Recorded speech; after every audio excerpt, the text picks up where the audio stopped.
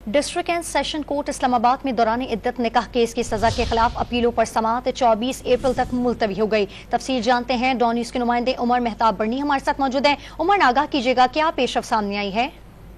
जी देखिए, सेशंस जज शाहरुख अर्जुमन ने बानी पीटीआई और बुशरा बीबी की इद्दत में निकाह केस में सजा के खिलाफ अपीलों पर समाअत की। दौरान समाअत बानी पीटीआई और बुशरा बीबी के वकला सलमान अकरम राजा, उस्मान रियाज गिल और खालिद यूसुफ चौधरी अदालत में पेश हुए।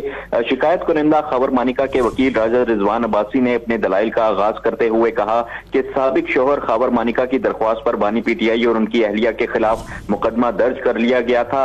खबर मानिका की शिकायत पर 496 और 496B की दफात के शामिल की गई थी, तहम ट्रायल कोर्ट ने 496B की दफा को हजफ करके 496 के तहत सजा सुनाई थी। दोनों मुल्जिमान ने फर्द जुर्म आयद होने पर सेहत जुर्म से इनकार किया था। खबर मानिका के वकील ने मजीद कहा कि 1989 में खबर मानिका और बुशरा बीबी की शादी हुई, खुशहाल जिंदगी गुजार रहे थे और बीच में बानी पीटीआई दाखिल हो गए। राजा रिजवान अब्बासी के दलाइल। मेहताब बर्नी, आपका बहुत शुक्रिया।